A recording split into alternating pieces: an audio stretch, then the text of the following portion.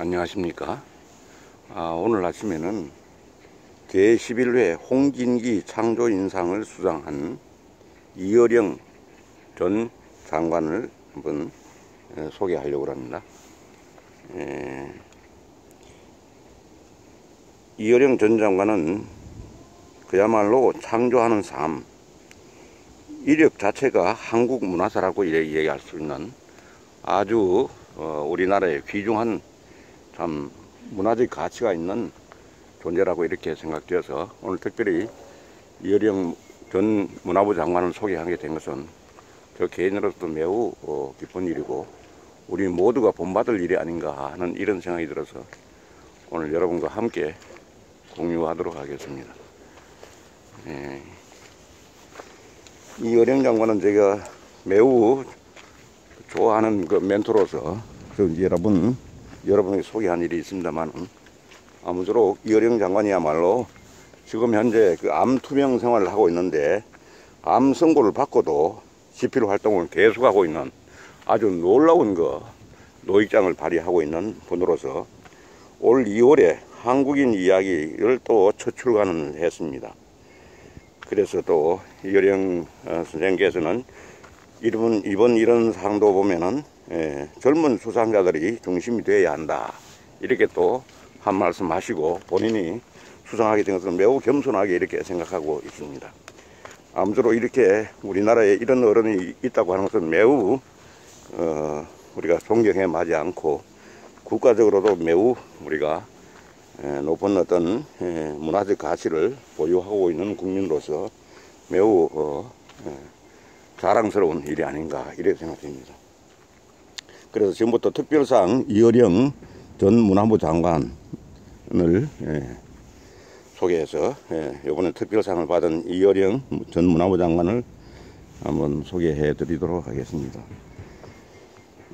젊은 사람들이 할 수 있는 건 남이 안 한 일을 해보는 것이다, 이렇게 특별상 수상자인 이어령 전 문화부 장관께서는 이게 또 한 말씀 하시네요. 보니까 이런 상은 젊은 사람들이 받아야 된다, 이렇게 또 하시고, 젊은 사람들이 할 수 있는 건 남이 안 한 일을 해보는 것이다. 참으로 용기를 주고 도전할 수 있는 그런 어떤 기회를 줘야 되고, 또 본인들이 이런 기회를 차지해야 된다는 그런 말씀으로 보여집니다. 원래 86세인 이어령 선생은 2010년 창조인상의 이름을 정했다고 그럽니다.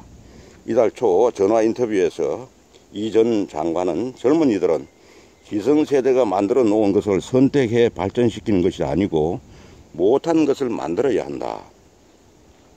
위험 부담이 있고 그 위험을 보상하는 것이 창조인상이었다고 이렇게 말했습니다. 문학평론가, 대학 교수, 언론사 논설위원, 문화부 장관의 이력을 가진 이 전 장관이야말로 우리나라의 아주 문화적 가치도 높은 그런 분이 아닌가 이런 생각을 해봅니다. 오늘 아침에 이 전 장관은 한국이 살아갈 길이 한때는 모방이었지만 이제는 우리 머리로 창조하는 것이라고 했습니다.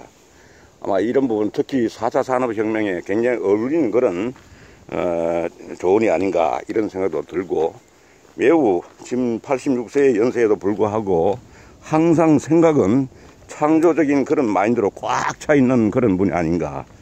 항상 어떻게 보면 젊은이들보다도 더 젊은이다운 어떤 창조적인 마인드를 가지고 있는 분으로서 저는 참으로 존경해 마지 않습니다. 남 뒤통수를 따라갈 땐 뛰면 된다. 그런데 앞장서면은 벌판이 360도로 펼쳐진다. 가장 필요한 게 생각하는 사람, 국가와 역사에 대한 비전이다, 이럽니다. 참으로 오늘 아침에 이 귀한 말씀을 들을 수 있다고 하는 건 참 우리 구독자 여러분과 함께 다행으로 생각했으면 좋겠습니다. 창조라는 키워드를 그는 오래전부터 강조를 했는데 2009년에는 각 분야 멘토들이 학생들을 온오프라인에서 지도해주는 창조학교를 만들었다. 지금은 창조라는 말을 많이 쓰지만 당시에는 흔하지 아는 말이었다고 이렇게 이야기합니다. 이 전 장관의 이력은 그 자체로 한국 문화사의 한 장면이다. 1956년 평론 우상의 파괴로 문단을 뒤흔들고 김동립, 황순원, 서정주 등을 신랄하게 비판했다. 이후 문화예술의 자율성을 강조하며 문학이 사회 비판의 무기로 사용되는 것을 경계해 순수 참여 논쟁을 촉발했다. 우리가 알고 있습니다. 이후 60여 년간 소설, 문학 비평, 에세이 등으로 남긴 저작 130여 종은 한국인의 현재를 진단하며 문화적 실천을 제시했다. 20대엔 한국의 산업화에 대한 책, 흙 속에 저 바람 속에를 썼고, 산업화 이후 정보화에 주목해 산업화는 늦었지만 정보화는 앞서가자는 슬로건을 제안했다.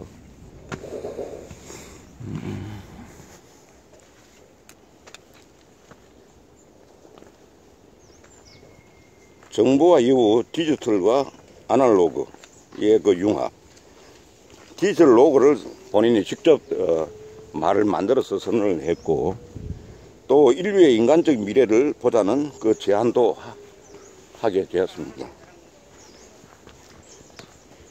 영역에는 본인의 여령순정의 영역에는 제한이 없었습니다. 무제한적인 이 말하면은 생각의 나래를 펴고 어떤 영역이든 대화가 가능하고 또 어떻게 보면은 소통이 가능하고 항상 또 새로운 아이디어를 제시할 수 있는 그런 분이 아니었나 이렇게 생각됩니다.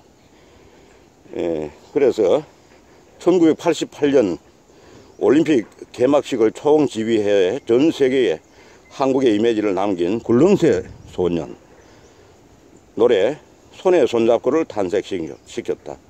90년 문화부의 초대 장관이 돼 91년까지 재임했다. 올 2월 한국인 이야기 중에 첫 책을 출간했는데 한국문화유산의 기원을 짚어냈다. 암 선고를 받고도 집필을 하며 낸 이 시리즈는 총 12권으로 예정되어 있다. 항암 치료를 받지 않고 건강 체크만 하며 지낸다. 그야말로 보통 사람이 하기 힘든 그런 길을 지면서도 가고 있는 걸로 생각이 됩니다. 죽음을 대하는 태도까지 사람들에게 삶의 의미를 성찰할 기회를 주는 그는 20세기 한국 지성사와 문화사를 대표한다. 그야말로 한국 지성인을 대표하는 분이라고 이렇게 저는 감히 얘기할 수 있겠습니다. 이번 수상에 대해 이 전 장관은 나 말고 젊은 수상자들이 중심이 되도록 해달라고 부탁했다. 상을 만들 때부터 젊은 사람들, 상을 타본 적 없는 사람들을 발굴해야 한다고 했는데 특별상을 내가 받으니 젊은이들의 발걸음을 떼는 기분이다.